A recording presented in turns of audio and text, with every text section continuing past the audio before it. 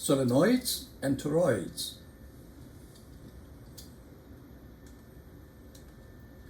Solenoid is a long, tightly wound helical coil of wire, with its length is much greater than the diameter. Now, this is much longer. The diameter is much smaller compared to its length. You will see that if the current is go this way, and this is, you see the head, the tail, it's go this way. And we will find inside is a uniform magnetic field, and outside is almost zero. A point inside the solenoid and reasonably far from the wire, B is approximately parallel to the central solenoid axis. In the limiting case of an ideal solenoid, which is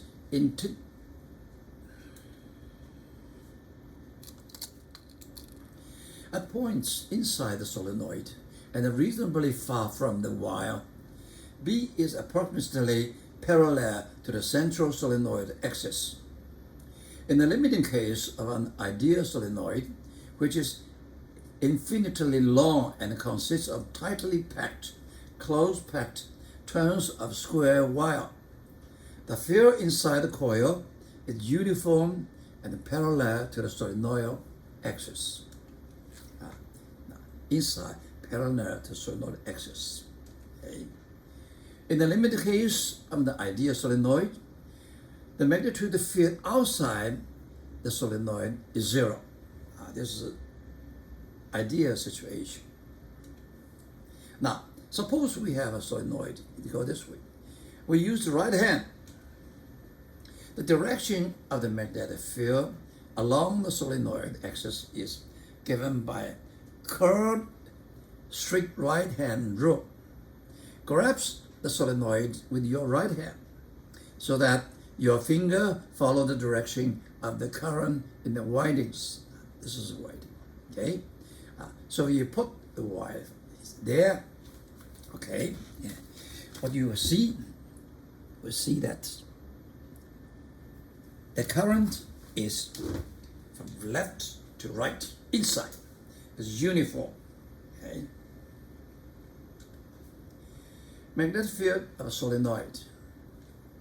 We calculate how big inside the magnetic field. Now we have a imperial loop. It's rectangle. Okay, rectangle. A, B, C, D. AB parallel to the axis, CD parallel to axis, and BC and DA perpendicular. We use the Ampere's law. See, this B dot ds have a fourth section. Along AB section, this is B is parallel to the ds. B is uniform. Then second, BC, we do this integration, and you see this part, B is perpendicular to the ds. So B dot ds equals 0. And outside the solenoid, B is 0. So this is 0. This is it. And then we have CD. CD part, B is 0. So this is 0. Then you have DA part. DA part you have 2. Outside B equals 0. Inside B perpendicular to 0. So we do the integration. Okay. This is a B perpendicular D. This is a B dot ds. And this is some part of B ds perpendicular to ds, some part of B 0. So this is 0. And this is 0 because B is 0. And this is 0. Same reason as this one. This outside is 0, inside perpendicular. Okay, 0. So this integration only one left. And along this one, B is a constant. Take it out. So we got a BH. H is the length of our loop. Okay.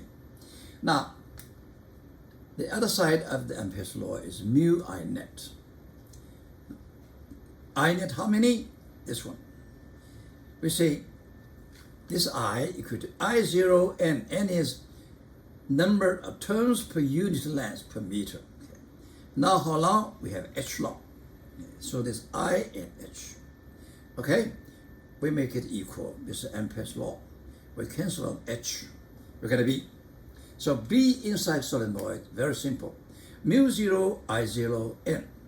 I N is the number per unit length. So I 0, N, my understanding, is the current per unit length. This answer we are going to use later. That's the magnetic field of a solenoid in the center. This is ideal solenoid. It holds quite well for actual solenoid if we apply only at internal points near the solenoid center. Equation B equals mu 0 I 0 N is consistent with the experimental fact that B does not depend on the diameter or the length of the solenoid, and that B is constant over the sinusoidal cross-section. A solenoid provides a practical way to set up a no uniform magnetic field for experimentation, just as a parallel plate capacitor provides a practical way to set up a non-uniform electric field. Magnetic field of a toroid. Figure A shows a toroid, which we may describe as a solenoid bent into a shape of a ring. The current is around the solenoid. Now, we cut it into half, we look at inside. Okay. We want to find a magnetic field inside, for example, at this point, B. What do? We make a Ampere's law, Amperian loop. Okay, this one is direction. Okay, this current out is in. Okay, and we used Ampere's law. B in this loop, okay, is always along the tangent ds. So B dot ds equal to B ds. By symmetry reason, on this Amperian law, B have the same magnitude, so we can take it out. Finally, we get a B 2 pi r. This R, where we want to find the B. Now, inside, mu 0 I net, you look at this one. What is I net? I net is total wire. This is equal to I each one, and you have total. And we make it equal, this is Ampere's law. We get B equal to mu 0 I, and B equal to inside mu 0 I n over 2 pi n 1 over r. It's not uniform. The smaller r, the larger the B. Okay, it's different from solenoid. Okay. Now we want to find the magnetic field outside the toroid produced by its ring. The same thing. We do we make an Amperian ring. It's called central. Okay, the same reason, except the I. What did I net? We have this Ni0 in, and we have this current Ni0 out. So total I net 0. So B outside is 0. From symmetry, the lines of B form concentric circles inside the toroid. B inside is not constant. This hanging solenoid can act like a bar magnet. With no current in the solenoid, it doesn't react to a bar magnet brought nearby. Turn on the current, and it is attracted to and repelled by the bar magnet just as though it were another bar magnet.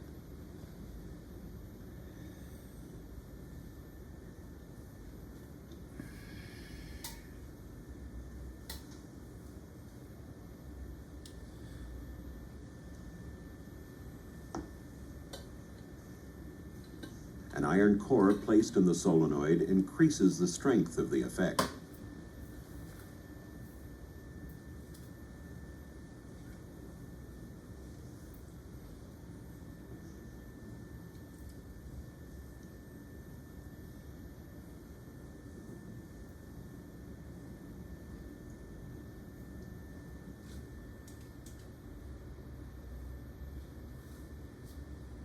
This small wire coil, a battery, and an iron core form a powerful electromagnet. If we put the coil inside the core and hook up the battery, a strong force clamps this iron cap to the core.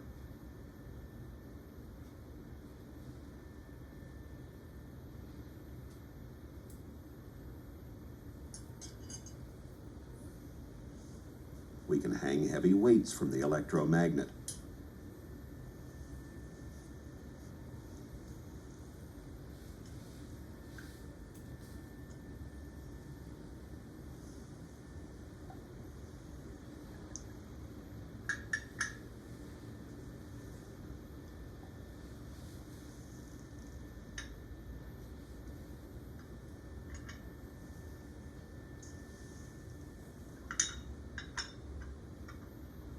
But when the battery is disconnected, the weights fall.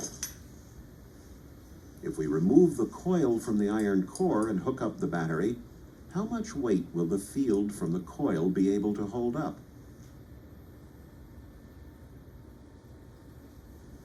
Without the core, the coil cannot even hold up this cap. Put the coil back into the iron core, and the magnet's strength returns.